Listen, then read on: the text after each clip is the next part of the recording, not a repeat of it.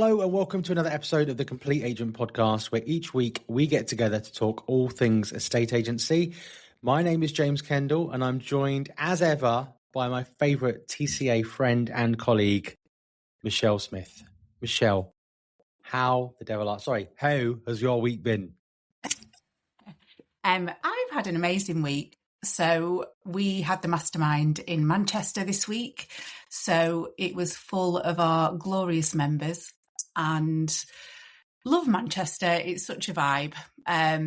So yeah, I've had a great week, but I know we're going to go into this in the podcast, so I'm not going to give too much away other than to say we've had a great week. Yeah, nice. I'm sure Dave will be with us very, very soon. And I'm sure he's negotiating 7 offers, having a great time, and valuation is subjective. We've had a pretty good start to the month, to be fair. A few more sign-ups, few sales. I think we're sitting on probably about 6 or 7 now this month. A few that we're trying to tie up at the moment. Seems to be going well.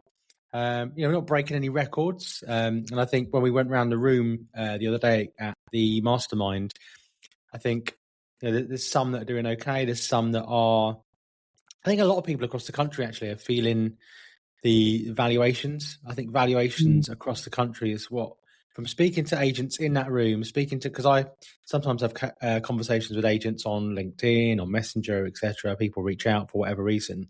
And I think it's a nationwide issue at the moment, and there's various things you could attribute it to.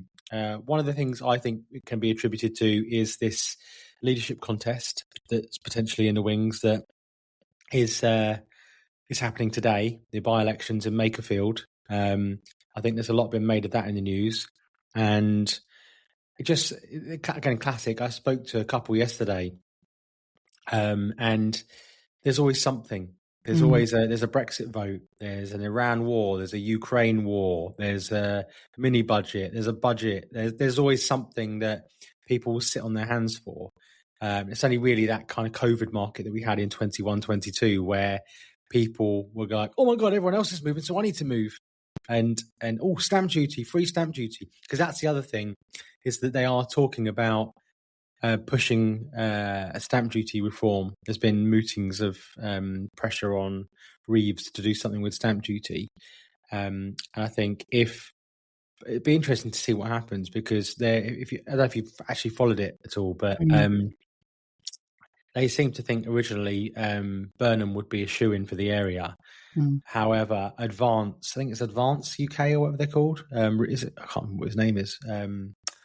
The guy that defected from Reform. Is it Rupert? I want to say Rupert Murdoch. It's not Rupert Murdoch. Definitely not Rupert Murdoch.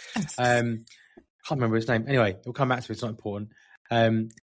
His Advance and Reform are, if you look at the pollings, they are literally like second and third, and the gap is not very big. So I think there's a lot of people that are sitting on their hands and thinking about what might happen with that. Will there be a stamp duty reform? And I think the question on everyone's mind is, how many offers is David Warburton actually negotiating this week? Some say 7, some say 4, but let's find out. Over to you, Dave. Right. So, yeah, my week has been very, very good. At the start, we had the Mastermind. It was great to see everybody. I thought the event went really, really well, and I'm sure we're going to be unpacking a lot of that. Well, that's my job. Well, I'm just stepping in, just making sure. And in business, yeah, to be honest, it's really good. It's the same challenges, trying to get deals over the line, and offers are taking longer to agree. But you know what I'm starting to see now? I agreed a sale last night, and it's a house I've had for ages. But I am starting to see quite a few homeowners get real. I think they're finally starting to realise that this market is just not what it once was. And most of the new stock that we're bringing to the market, I think, is coming on at the right price. Most of it. As is always the case, sometimes you have to get it out there and let people go through the motions. I think some homeowners will just want to have seen that their property's gone on at a certain price, so they know in their own mind that they have had a go at it. So still a bit of that going on, but the majority are getting realistic. It's just good to have that benefit now of the experience of the market, and there's no question it's not getting any better. It'll probably get a little bit worse before it gets better, unless there's some major economical news that makes things more attractive and injects a bit more energy into the market. But the latest Rightmove House Price Index report, says says a lot. Asking prices are now come down. I think they've come down. Is it the biggest June drop in 12 years, was it? Something like 8.9%. Yeah. So I think sellers are starting to realise now that they have to be more realistic with pricing. Mortgage rates came down a little bit, which might keep a little bit of confidence in the market. But, the deal I did last night, 670,000 on 700, is not bad, obviously, but it's been on the market for some time and they've had loads of offers lower than that. There's another deal that I'm working on at the moment where the house actually started life at 850,000. We're probably going to be tying that up at 750, 760.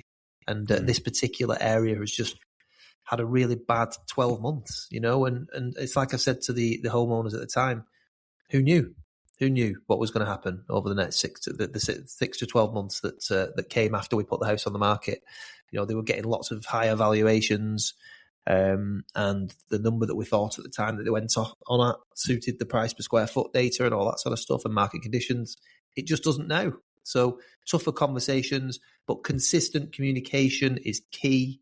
Been to a few valuations over the last couple of weeks and, a few of them on the market already with other agents. And unsurprisingly, the first thing that comes out of the mouth is, well, I've just not heard from the agent. You get that initial spell of flurry of activity, and then after that, it goes quiet, and you just don't hear anything. And that's where you can really make a difference, I think, in this market. You can mop up a lot of on-market stock by telling the truth and keeping in contact with people. Who would have thought? So, I know. Easy, basics.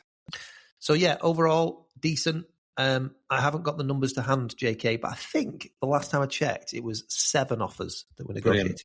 That's great, mate. That's really good to know. We were just saying, just before you joined us, about the there's always an excuse in the market, the Makerfield by-elections, those kind of things.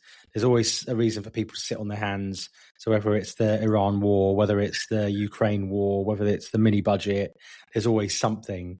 It's impossible. I had a chat with a seller yesterday where we're tying up a deal, and we're just saying, it's impossible to time the market. It's your time in the market. And if everyone knew when things were going to go up and when they were going to be able to buy low, then, we'd all be multimillionaires and, life would be really, really easy. But that's just not the way it is.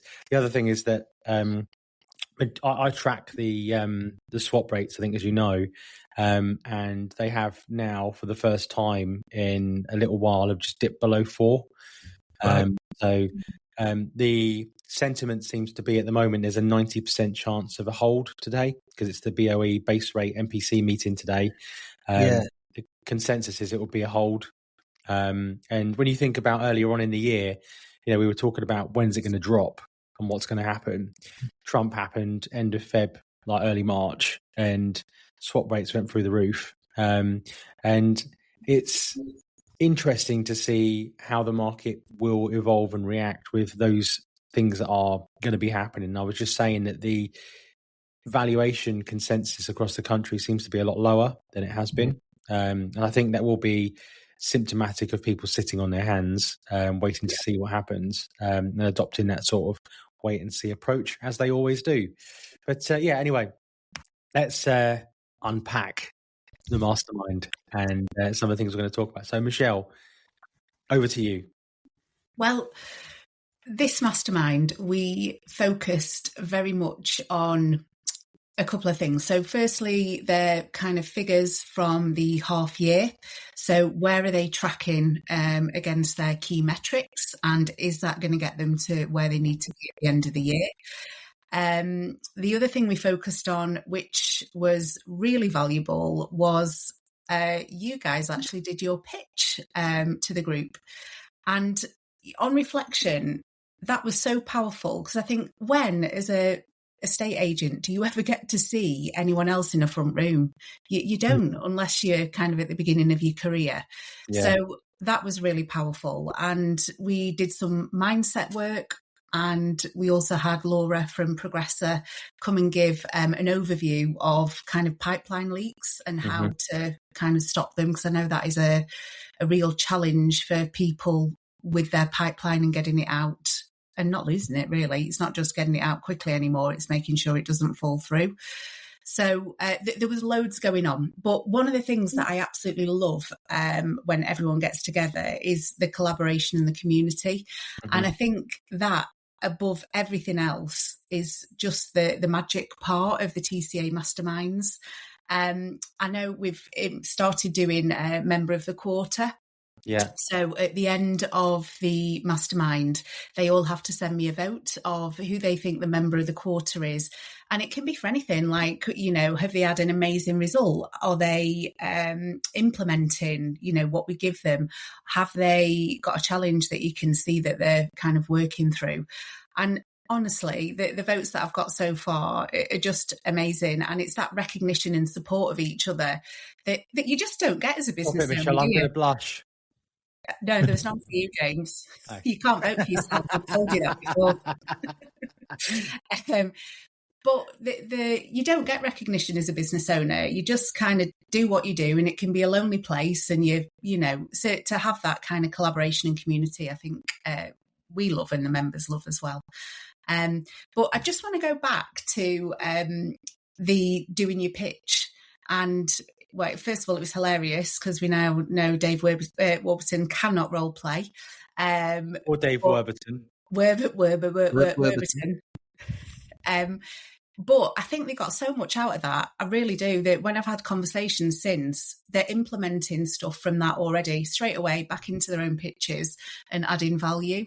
So what do you think? Well, how did that go for you guys?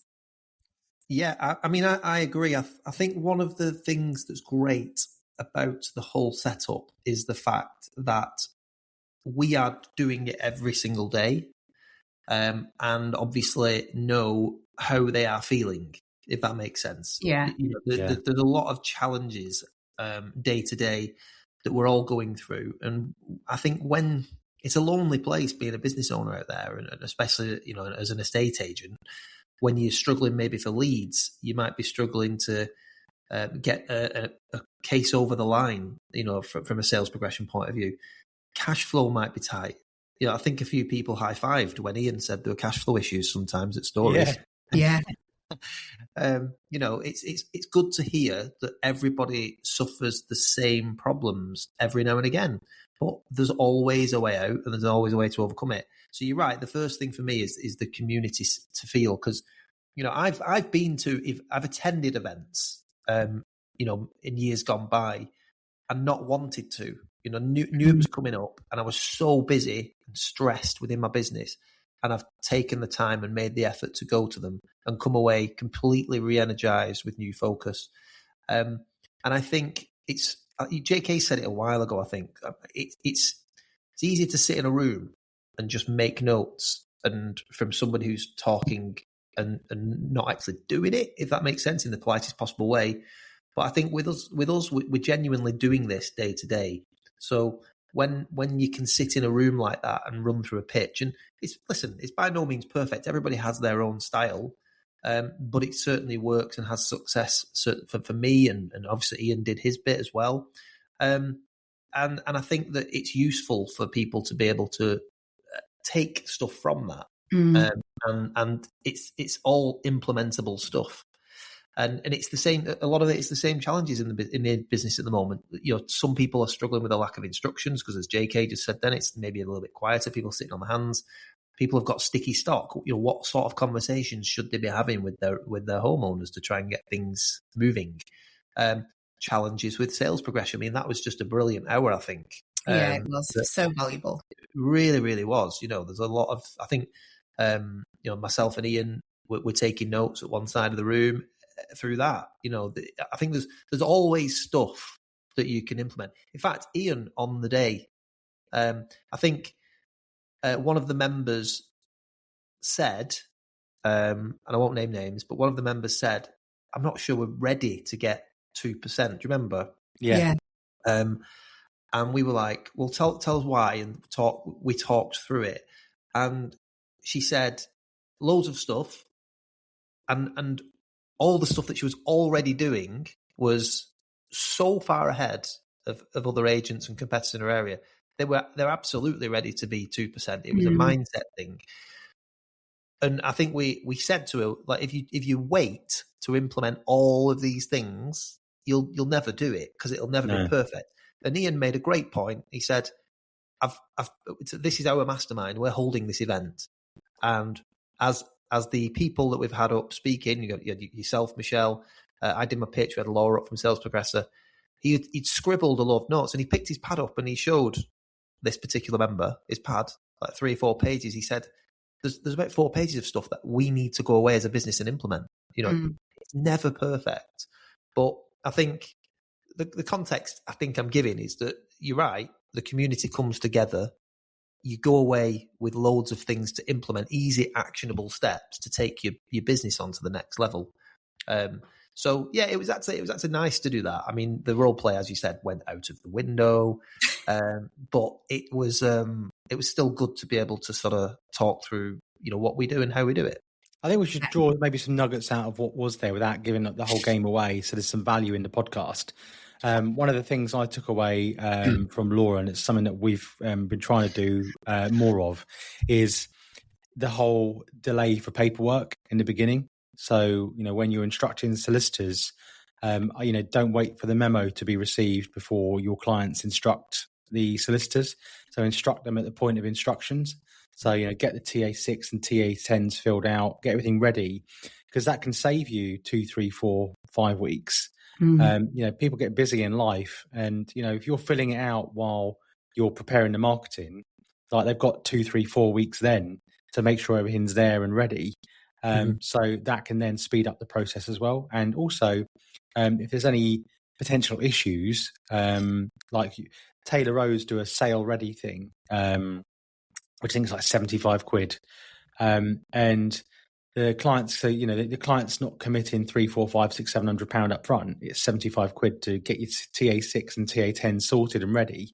So at the point that sales advice is issued, they can click a button and issue the draft contract pack to the other side straight away. And that's I think we even said it before on the podcast, but I mean, that's a great tip for anyone that wants to speed their process up and move things forward quicker, because the longer a transaction goes on, the more likely it is to fall through. The data is well behind that. And I think Laura said at the moment, as of last week, the average time for a transaction to happen is about 17 weeks. Yeah. And the longer that goes on, the more likely they are to pull out, and buyers are to. And the thing is, as you said, there's more on the market now than there has been for, well over the last decade. Buyers have got choice. There's a lot of noise in the media and the news. There's every opportunity for a buyer to pull out. And what you need to do is ensure that you lock them in, keep communicating, make sure that they are invested. And that was another thing that I took from the process there. Good sales progression people, Michelle, you'll be testament to this as well, are not just sales progression people, they're relationship managers. And it's all about bringing the people back to, we talk about it on the podcast a lot, bringing them back to their why and how they feel about the house, and igniting that emotional spark of commitment to make sure that they're doing what they need to do and they are constantly moving forward. Yeah, I agree. I mean, some of the members brought kind of real life scenarios to the table, and, we talked through. And I think when it is such a buyer's market, you have to keep their kind of focus and why so kind of on point, so that you can sense very quickly if that's going off. The other thing which I think would be great to share is, because I think a lot of agents were finding that there's definitely more appetite for renegotiation after survey. And one of the things that we talked about was kind of a phrase of how to handle that. So when somebody's come in with a building report, and they've got, lots of reds, for example, there was two key things that I thought were really impactful. Firstly, it was before they even get the report back, it's setting their expectation of what it's going to look like. So you are definitely going to get a red for gas. You're definitely going to get a red for electric because they're not specialists. They haven't seen it. You may also get reds for other things. And these aren't, a huge cause for concern. They're just things that maybe you will need to look at now or in the future. So that was one thing. But the second thing was, when they're coming back to you, if they are looking to renegotiate and say they've got 6 reds.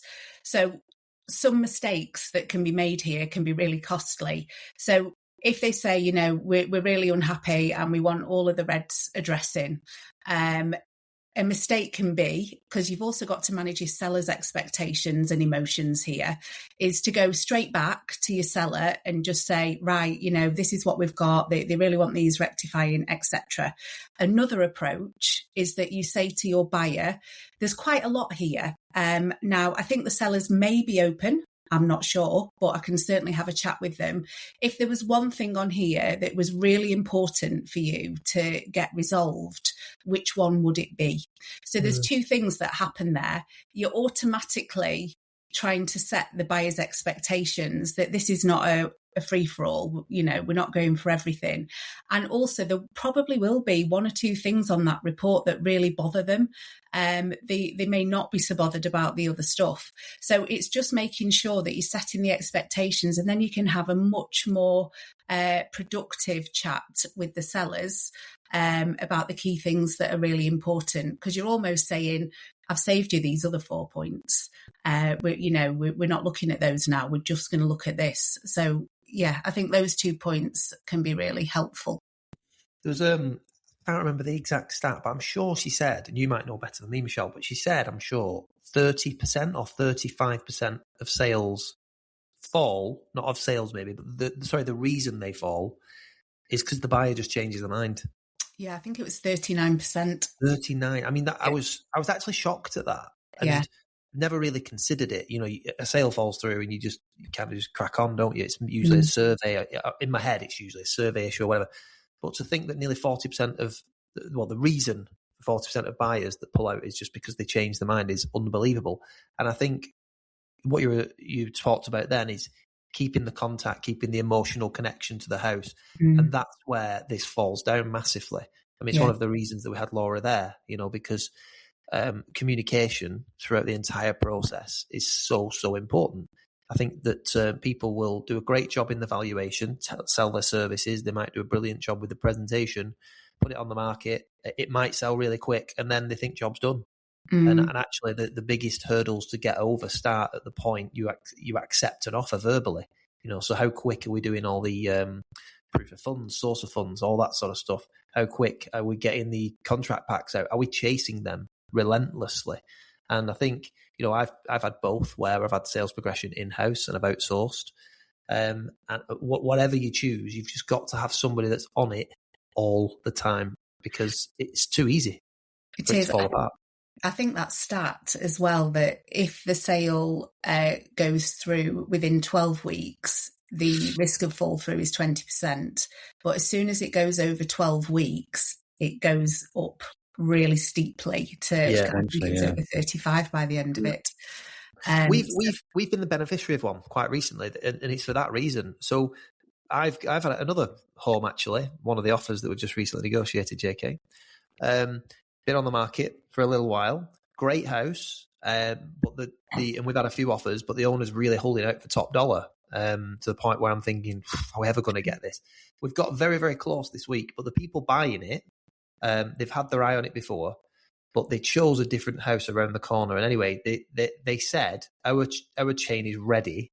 Our buyer is ready. They've done all the conveyancing process. We've been sat on this house for 3 months, and it's nowhere near.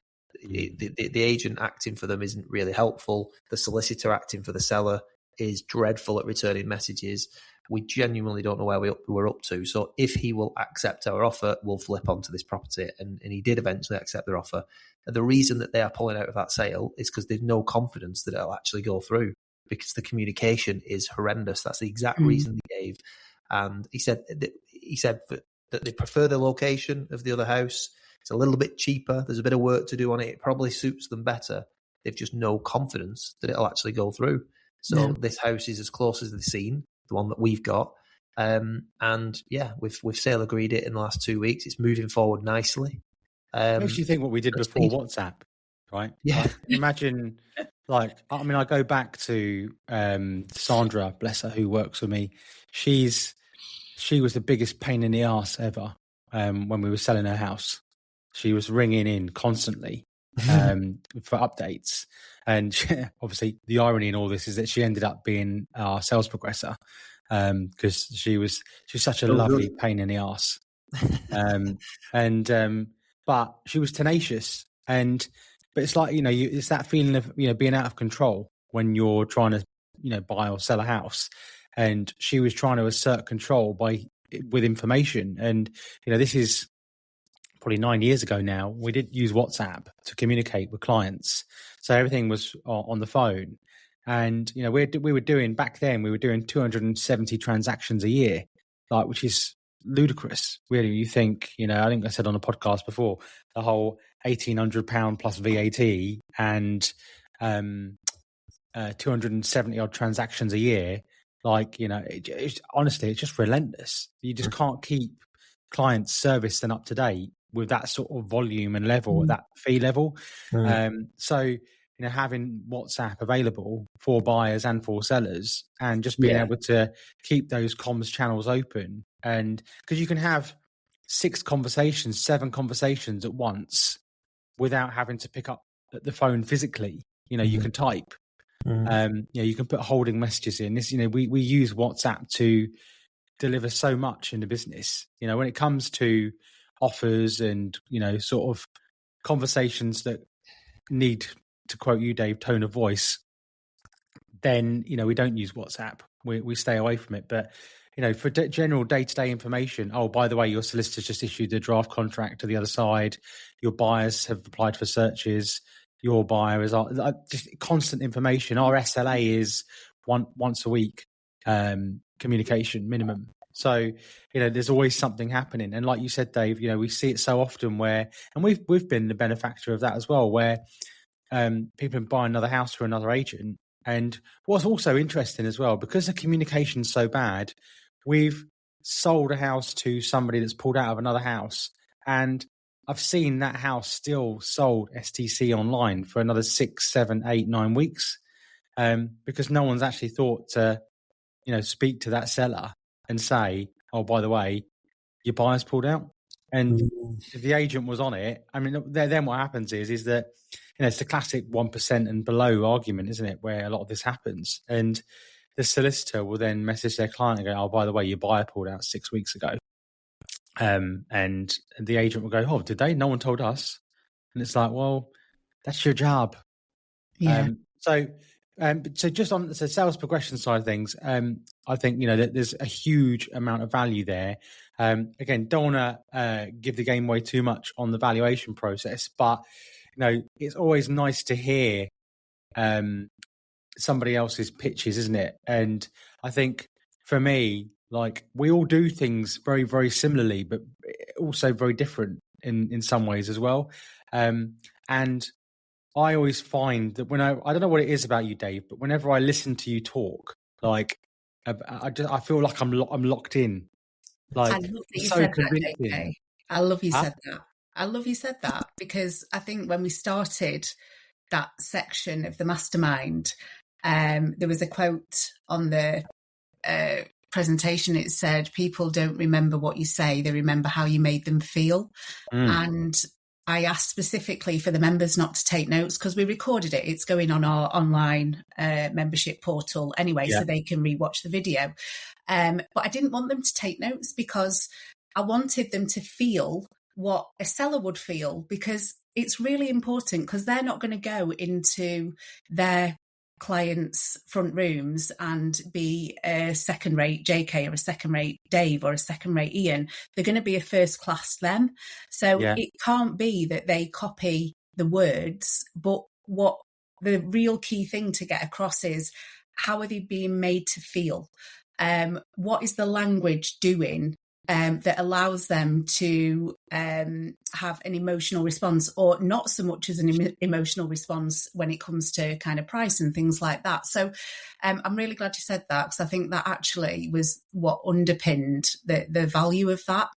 I think the thing is, like, again, I guess we've all got our own styles, right? But you know, for me, listening to it on the outside looking in, you know, the overall thing was expertise for me. Like, I felt like I was listening to someone that was an expert in what they were doing, but also there was no over promising. There is no, I can't do this, I can't do that. You know, this is the way that I think it felt, having observed it.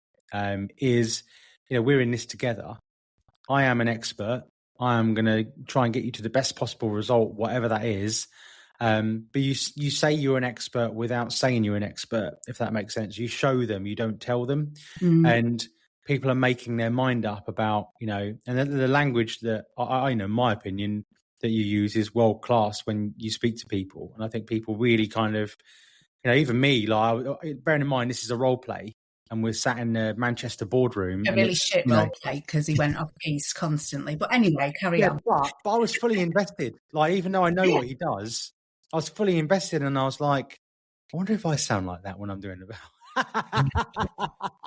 Well, it's nice of you to say that, JK. Thank you, mate. It is. I mean, I think you're quite right. I think it's about how you make the seller feel. And as I've said many times before about things like data, data can be really boring, especially if you're not into it and you don't like spreadsheets and all that sort of stuff. It's more about how it comes across. And I always think that the person that you are speaking to wants to know that you are the expert and you know what you're talking about. So it's just articulating it and delivering it in a way that they understand. And they also understand why you're telling them. And if you remember at the start, you know, I think we originally were going to maybe start at that bit, how we deliver it. But I really like to make a point to everybody in the room that it does start way before that, because it's that feeling that is most important. So as I've said, I spend a lot of time getting into the detail of that particular seller. What is it that you are trying to achieve? Let's park your house for a moment. We'll come back to that in a second. And to really understand what they want to do. Now, the majority of people are moving to another house. So what is that house? What does it look like? Where is it? And what does it need to have? What could you do without? What would you potentially add on? What's the budget? All this sort of stuff. And obviously, this is where the role play went shit, because you kind of you want to ask questions and they're not real answers, and so I wouldn't have felt it as much. That's what the point I was trying to make. And it would lead into other things like the kids' names and, all right, what university did they go to? What did they study? You know, they might have a pet, you know, all that sort of stuff. And it seems silly because you're there to value the house. But the reality is all of this fuels their move. All of it fuels their move. And you need to keep realigning it and coming back to that point. So you're not just saying that by following our 16-step plan, or if you by following our pricing strategy, we'll get you sold. You know, it's more, you know, if we get you, if we go on at that price, John, it risks stagnating. And these are the stats from Rightmove that tell us that people who overprice spend a more prolonged period of time on the market. It takes longer to sell. But if we're going to get you to Jersey and you're going to be near your mother so that she can see out the rest of the days near the grandchildren and all that sort of stuff, honestly, John, I think we need to be more aligned at this kind of level. And these are the reasons why. And you're always bringing it back to that point. But it's not salesy. Like I said to everybody in the room, we did closing pitches and all sorts. It's not Wolf of Wall Street, is it? It's more getting to know your client, telling them the truth and educating them on the market, and being completely honest with them. You know, you can't guarantee a result, can you? Hell, you know, you can't. I had a conversation with a client in recent weeks who's tried to give us a fee structure based on the selling price, and the numbers that he came out with were really attractive on paper. Like, yeah, sounds good. If the numbers that the house would sell at were realistic, yeah, you know, and the word I actually said to him, you know, with all due respect, you could offer me 10% of 10 million. I'm never going to get it. It's never going to happen. We've got to be realistic here. I can't control that outcome, but what I can control is how we get you to the outcome and at the realistic level for the market conditions. So it's just about, I think being honest, completely honest, giving them, we always say, give them all the information so that they can make an informed decision. Not me telling you what I think it's worth, and not you telling me what you need to achieve in terms of the financial outcome. It's worth what the market suggests it's worth.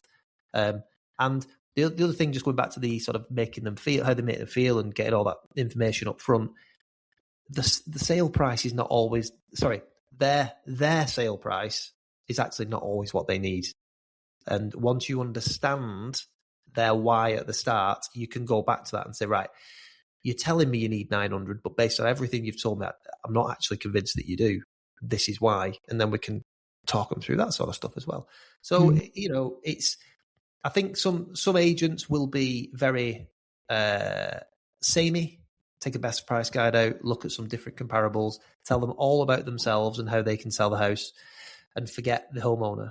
And it's all about them at the end of the day. And they need to know that they're in safe hands, good hands, hence the education process around data, the market conditions, and how you can actually help them move. Yeah, it was. I think it was really powerful. We've had great feedback since.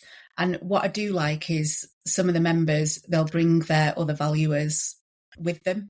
So, I think there are different type of members that we've got, haven't we? We've got kind of the one woman, one man bands, up to multi-office operations, and everybody's in a different place.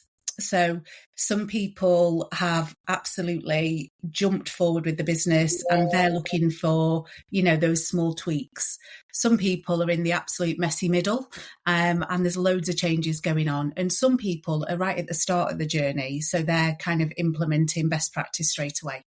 I think it was nice because there was feedback that across the board that it was helpful. So I think it, definitely was a major value add. The other thing for me as well, when we did it, obviously we did the business review. So I'm going backwards a little bit here, but when we did the breakout sessions, so we got everybody into 4 or 5 groups of 4 or 5, and obviously we went and hosted with a few of the groups. What I found really interesting and actually really nice is that people did have struggles, but they were so solvable. Yeah, we were certainly in my group. There was 5 of us, and we had 5 different issues, and they were all solvable, and not just solvable by sort of myself or you or JK, Ian, whoever coming along and saying this is what you've got to do. It was also like other people within that group, that community being able to say, oh, no, I've had that recently. And, this is how you can do it. And then both all going away energized. A couple of people thinking they can't do video because it has to be this full cinematic production, when actually we've shown them another way where they can really, really add value to their client, add value to their business and social media following and things like that will make them much more comfortable doing it. And I think there's a couple of people that I'll be keeping an eye on over the next quarter that I think will really do it and transform their self-confidence and their business by doing it. Yeah. So it was just nice to have that time with them and to see them go away energized with new ideas and problems almost solved. That's one of the best parts of it for me. So if any of this is resonating with you and you want to have a chat with us about attending the next Mastermind and jumping on board, feel free to give myself, Michelle, JK, or Ian a call. Drop us a message at The Complete Agent, and we'll tell you what it's all about.